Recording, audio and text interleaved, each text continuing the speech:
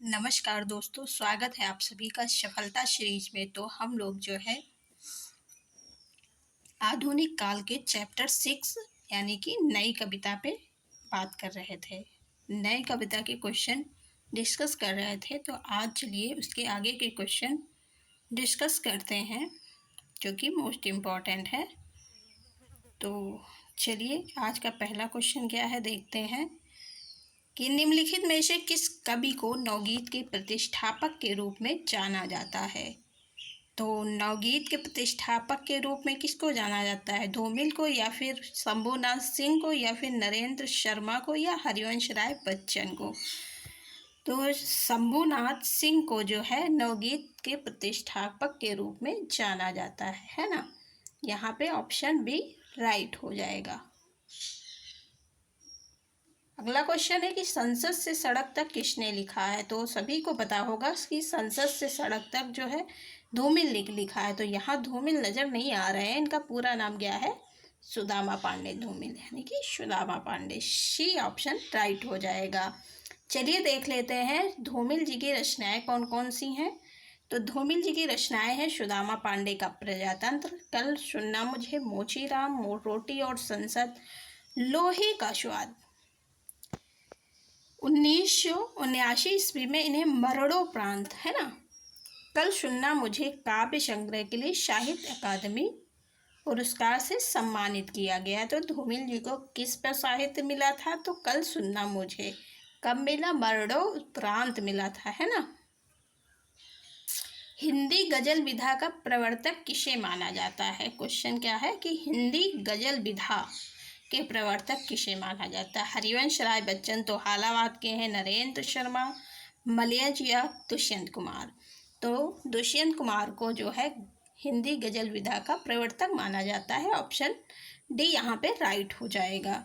चलिए यहाँ पे कुछ पॉइंट है उसको डिस्कस करते हैं। तो हिंदी गजल विधा का प्रवर्तक दुष्यंत कुमार को माना जाता है। इन्हें हिंदी गजल सम्राट भी कहा जाता है, याद रखिएगा।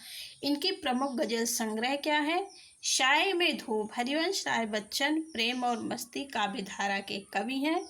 इनकी कविता कौन कौन सी हैं? तो मधुशाला 1935 में लिखा गया है, और मधुबाला 1936 ईस्वी में, मध्य कलश 1937 में, निशा निमंत्रण 1938 में, एकांत संगीत 1939 ईस्वी में लिखा गया है। मलयज की प्रमुख कविता क्या है? जख्म पर धूल, है ना, इम्पोर्टेंट है।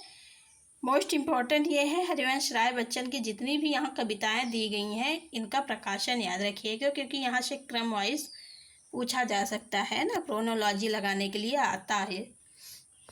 अगला क्वेश्चन है कि नई कविता पत्रिका के संस्थापक संपादक कौन है? तो नई कविता पत्रिका के संस्थापक संपादक सभी को पता होगा, ये हम लोग कल डिस्कस किए थे, यानी कि 2-3 दिन से डिस्कस ही कर रहे हैं इस पे। तो ऑप्शन बी हो जाएगा जगदीश गुप्त का।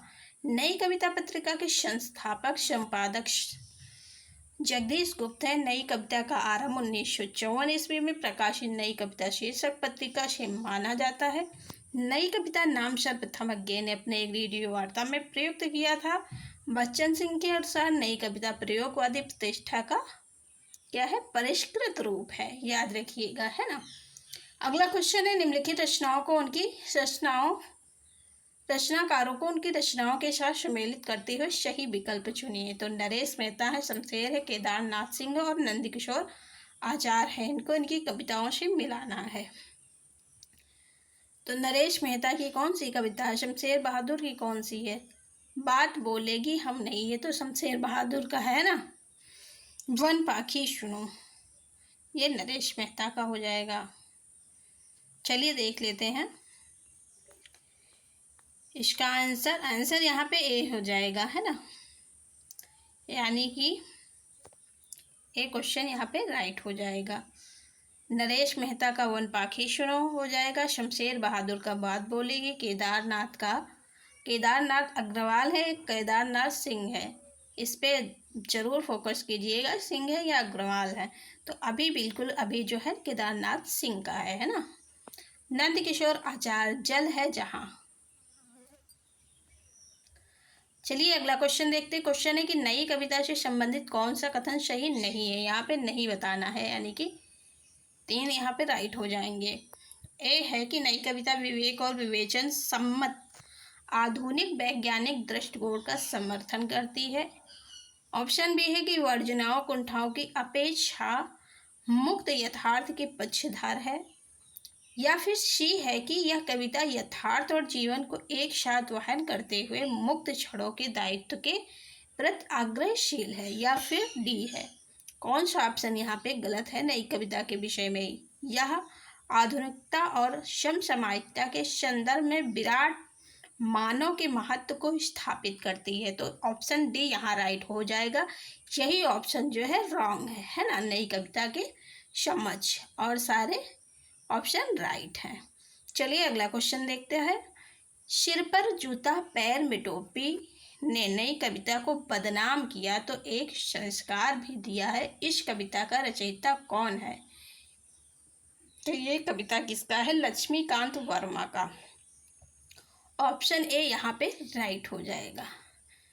इनकी रचनाएं कौन कौन सी है देख लेते हैं। इनकी रचनाएं आतुकांत और तीसरा पक्ष लक्ष्मीकांत वर्मा का है ना। कल सुनना मुझे के रचनाकार, अभी क्वेश्चन ये आया था, तो कौन है कल सुनना मुझे? इस पे साहित्य दिया गया। ऑप्शन डी यहाँ राइट हो जाएगा, सुदामा पांडे धूमिल का है। कल सुनना मुझे के रचनाकार सुदामा पांडे धूमिल है। इस रचना पे इन्हें 1989 ईस्वी का साहित्य अकादमी पुरस्कार मिला है। इनकी अन्य रचनाएं हैं संसद से सड़क तक, सुदामा पांडे का प्रजातंत्र। अगला क्वेश्चन है निम्नलिखित में से कौन सा सुमेलित नहीं है? सन्नाटा भवानी प्रसाद मिश्र का है। कल सुनना मुझे धूमिल का है। 7 गीत वर्ष धर्मवीर भारती का है। उतना व सूरज शंभुनाथ सिंह का है। यहाँ पे बी सी तो राइट है। उतना व सूरज जो है भारत भूषण अग्रवाल का है, ना कि शंभुनाथ का है, यानी कि सन्नाटा भवानी का सही है। कल सुनना मुझे धूमिल का सही है। 7 गीत वर्ष धर्मवीर भारती का सही है ना। जबकि उतना व सूरज शंभुनाथ का ये गलत हो जाएगा, ये सुमेलित नहीं है। ऑप्शन डी यहाँ पे राइट हो जाएगा। ये किसका है? भारत भूषण अग्रवाल का है ना। चलिए यहाँ पे भारत भूषण अग्रवाल के जो है अन्य रचनाएं हैं जो देख लेते हैं, हो सकता है एग्जाम में पूछ लिया जाए। तो छवि के बंधन, जागते रहो, मुक्ति मार्ग, ओ अप्रस्तुत मन, कागज के फूल, कैसे फूल है? कागज के, एक उठा हुआ हाथ, अनुपस्थित लोग, ये जो है किसकी है? भारत भूषण अग्रवाल की है। अगला क्वेश्चन है निम्न में से कौन सा सुमेलित नहीं है? यहाँ पे भी बताना है कि सुमेलित कौन सा नहीं है, यानी कि 3 सुमेलित हैं। तो रामदास की हत्या किसने लिखी है? रघुवीर सहाय ने ही लिखा है, अपने ही नाम से लिखा है, ये हो जाएगा राइट। कुआनो नदी सर्वेश्वर दयाल सक्सेना का भी राइट है। सतपुड़ा के जंगल है ना भवानी प्रसाद मिश्र का, ये भी राइट है। जबकि संसद से सड़क तक नागार्जुन का नहीं है, धूमिल का है, यही रॉन्ग हो जाएगा। यहाँ पे ऑप्शन डी जो है राइट है, यही सुमेलित नहीं है। अगला क्वेश्चन है नई कविता नाम किसके द्वारा दिया गया है? तो नई कविता नाम जो है एक रेडियो वार्ता में किसने दिया था? सच्चिदानंद हीरानंद वात्स्यायन आगे। ऑप्शन ए यह राइट हो जाएगा।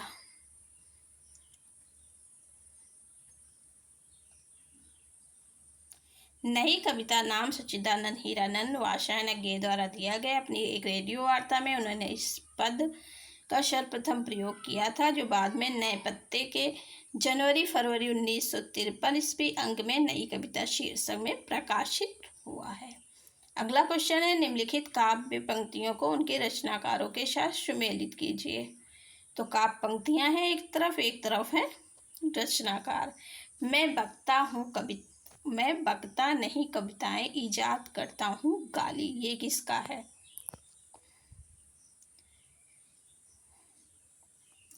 फिर है इस वक्त जबकि कान नहीं सुनते कविताएं, कविता पेट से सुनी जाती है, ये किसकी है? आज फिर शुरू हुआ जीवन, आज मैंने एक छोटी सी सरल से कविता पढ़ी। मैं नया कवि हूँ इसी से जानता हूँ सत्य की चोट बहुत गहरी होती है। ये सब पंक्तियाँ किसकी हैं? तो चलिए देख लेते हैं। ये जो हो जाएंगे ऑप्शन सी यहाँ पे राइट है ना। चलिए मिला लेते हैं, ऑप्शन सी यहाँ पे राइट हो जाएगा, यानी कि ए का हो जाएगा सेकंड। मैं बकता नहीं हूँ कविताएं, क्या करता हूँ? इजाद करता हूँ गाली। ये हो जाएगा श्रीकांत वर्मा की। फिर है इस वक्त जबकि कान नहीं सुनते हैं कविताएं, कविता जो है पेट से सुनी जाती है। ये किसने कहा है? धूमिल ने कहा है कि कविता पेट से सुनी जाती है। ऑप्शन सी है कि आज फिर से शुरू हुआ जीवन, आज मैंने एक छोटी सी सरल सी कविता पढ़ी। ये हो जाएगा रघुवीर सहाय का, है ना। मैं नया कवि हूँ इसी से जानता हूँ सत्य की चोट बहुत गहरी होती है। ये हो जाएगा सर्वेश्वर दयाल सक्सेना, यानी कि ऑप्शन सी यहाँ राइट हो जाएगा, है ना। इम्पॉर्टेंट पंक्तियाँ हैं, याद रखिएगा। अगला क्वेश्चन है कि और अब तो हवा भी बुझ चुकी है और सारे इश्तहार उतार लिए गए हैं, जिनमें कल आदमी अकाल था। उपर्युक्त पंक्तियां किस कवि की हैं? तो यहाँ पे नागार्जुन है, मुक्तिबोध है, धूमिल है और लीलाधर छंगोड़ी की है। और अब तो हवा भी बुझ चुकी है, ये पंक्तियां जो है धूमिल की हैं, है ना। ऑप्शन सी राइट हो जाएगा। यहाँ पे कुछ इम्पोर्टेंट पॉइंट हैं, उसको डिस्कस करते हैं।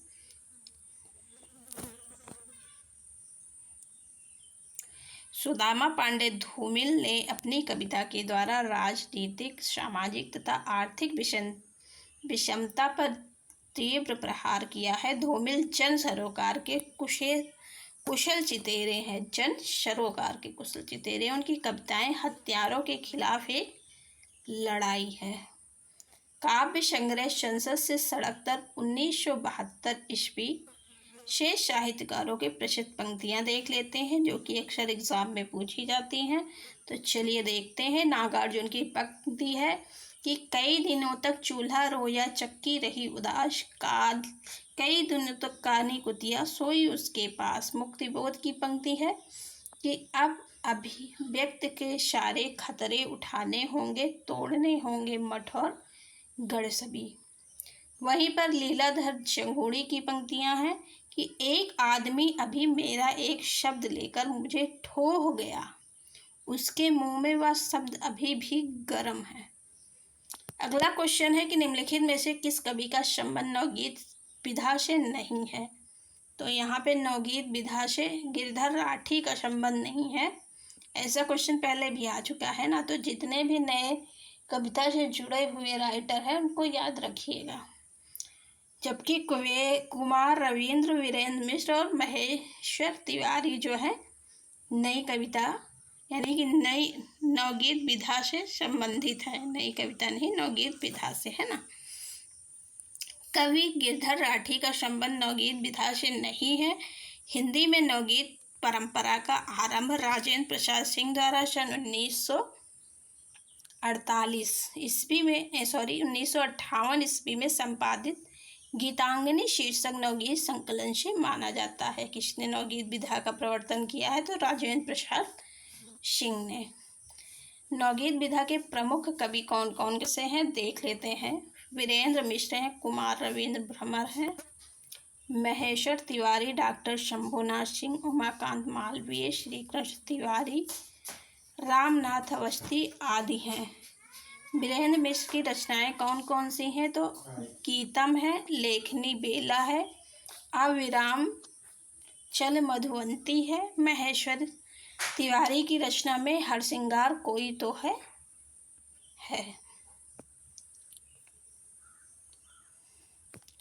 अगला क्वेश्चन है कि नई कविता की प्रमुख प्रवृत्ति है। तो नई कविता की प्रमुख प्रवृत्ति बौद्धिकता का प्राधान्य है, यथार्थवाद का अतिआग्रह, कुंठा, निराश, संदेह की अभिव्यक्ति है, या इनमें से सभी यानी कि उपर्युक्त सभी। तो नई की कविता की प्रमुख प्रवृत्तियां जो है उपर्युक्त सभी हो जाएंगे। ऑप्शन डी राइट हो जाएगा। नई कविता का आरंभ कब से माना जाता है? 1954 में जगदीश गुप्त द्वारा संपादित नई कविता पत्रिका के संपादन से माना जाता है। अगला क्वेश्चन है कि इनमें से शाठोत्तरी कवि कौन है? तो शाठोत्तरी कवि कौन है? आलोक धनवा। आलोक धनवा को क्या माना जाता है? शाठोत्तरी कवि। आलोक धनवा द्वारा रचित प्रथम काव्य संग्रह है दुनिया रोज बनती है, जनता का आदमी, गोली दागो पोस्टर, कपड़े के जूते हिंदी की प्रसिद्ध कविताएं हैं। शंभूक वध के रचनाकार हैं। शंभूक वध के रचनाकार यहाँ जगदीश गुप्त को बताया गया है, जबकि शंभूक वध जो है नरेंद्र कोहली ने शंभूक की हत्या नाम से रचना की थी।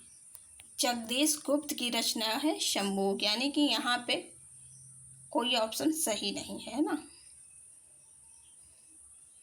शंभूक रचनाकार, शंभूक के रचनाकार कौन है? यहाँ पे शंभूक वध दिया गया है, तो शंभूक के रचनाकार जगदीश गुप्त हैं। जगदीश गुप्त द्वारा रचित काव्य संग्रह में नाव के पांव, शब्ददंश, हिमबिंद, युग्म छंद शती और आदिम एकांत। कुछ इंपॉर्टेंट इंस्ट्रक्शन है जो देख लेते हैं। जगदीश गुप्त की रचना शंभूक है, न कि शंभूक वध है। नरेंद्र कोहली ने शंभूक की हत्या नाम से रचना की है। याद रखिएगा कि शंभूक जो है जगदीश गुप्त की है और शंभूक की हत्या जो है नरेंद्र कोहली की है। अगला क्वेश्चन है नवगीत दशक के संपादक हैं। नवगीत दशक के संपादक शंभुनाथ सिंह हैं। शंभुनाथ सिंह द्वारा रचित गीत संग्रह है रूप रश्मि, मनवंतर, छायालोक, उदयाचल, दीवालोक, दर्द, जहाँ दर्द नीला है, समय की शिला पर। अगला क्वेश्चन है लुकमान अली किसकी काव्य रचना है? लुकमान अली सौमित्र मोहन की है। ऑप्शन सी राइट हो जाएगा, है ना। इनकी अन्य कृतियां देख लेते हैं किनकी? लुकमान अली सौमित्र मोहन की काव्य रचना है। सौमित्र मोहन की अन्य काव्य कृतियों में आता है निषेध, पहचान, चाकू से खेलते हुए, जबकि मंगलेश डबराल ने पहाड़ पर लालटेन, लीलाधर जगोड़े, नाटक जारी है नामक काव्य की रचना की है। निम्नलिखित में से एक कथन असत्य है। कौन सा असत्य बताइए? 3 सत्य, उस पर फोकस कीजिएगा, है ना। प्रयोगवाद का जन्म 4 शतक के प्रकाशन के साथ माना जाता है। प्रयोगवाद में प्रयोग को इष्ट नहीं साधन माना गया है। और क्या है? ऑप्शन सी है प्रयोगवादी कविता हास्योन्मुख मध्यवर्गीय समाज के जीवन का चित्र है। ऑप्शन डी है नई कविता प्रयोगवाद का विकसित रूप नहीं है। तो ये है ऑप्शन डी जो है ये गलत हो जाएगा। विकसित रूप है, ये नहीं हटा दिया जाता तो ये भी ऑप्शन राइट हो जाता। अगला क्वेश्चन है प्रतिबद्ध कविता के जनक कौन है? तो प्रतिबद्ध परमानंद श्रीवास्तव है। प्रतिबद्ध परमानंद श्रीवास्तव, ऑप्शन डी राइट हो जाएगा। प्रतिबद्ध कविता को वाम कविता भी कहा जाता है ना, याद रखिएगा। उजली हंसी के छोर पर 1960 ईस्वी, अगली शताब्दी के बारे में 1981 ईस्वी, चौथा शब्द 1993 ईस्वी और एक आनायक का वृतांत 2004 ईस्वी परमानंद श्रीवास्तव की कविता संग्रह है। अगला क्वेश्चन है निम्नलिखित लेखकों में व्यंग्यकार कौन है? तो व्यंग्यकार बेढब बनारसी जो है, नाम ही इनका है ऐसा कि सबको पता हो जाएगा कि व्यंग्यकार है बेढब बनारसी। बेढब बनारसी है ना, व्यंग्यकार है। मोहन राकेश आधुनिकता बोध के नाटककार है। पांडे बेचन शर्मा उग्र हिंदी में प्रगतवादी शैली के उपन्यासकार हैं। बेढब के काव्य संग्रह इस प्रकार हैं। बेढब की बैठक जैसा नाम है वैसा रचना भी किए हैं 1940 में। काव्य कमल 1940 में बनारसी बेढ़ा बनारसी अपने ही नाम से कुछ रचनाएं की हैं। बनारसी इक्का, गांधी का भूत और तनातन, ये जो है बेढ़ा बनारसी की काव्य संग्रह है। अगला क्वेश्चन है, निम्नलिखित में से कौन सी विशेषता नई कविता की नहीं है? नई कविता की विशेषता मार्क्सवादी दर्शन नहीं है, जबकि क्षणवादिता, बौद्धिकता से व्यक्तिकता है। ऑप्शन डी राइट यहाँ पे हो जाएगा। आज का लास्ट क्वेश्चन है कि नवगीत दशक 1 2 3 का संपादक कौन था? तो बताइए, शंभुनाथ सिंह थे, अज्ञे थे, या फिर नरेश मेहता या उमाकांत तिवारी थे? तो शंभुनाथ सिंह यहाँ पे ऑप्शन ए राइट हो जाएगा, है ना। शंभुनाथ सिंह नवगीत दशक 1 2 3 का संपादक। शंभु दशक 1 2 3 नवगीत अर्धशती के संपादक शंभुनाथ सिंह थे। इनकी प्रमुख कृतियाँ रूप रश्मि है, छायालोक है, उदयाचल है, दिवालोक है। अज्ञे की काव्य कृतियाँ हरी घास पर क्षणभर, बावरा अहेरी, इंद्रधनुष रौंदे हुए, ये अषाढ़ वीणा, आंगन के पार द्वार।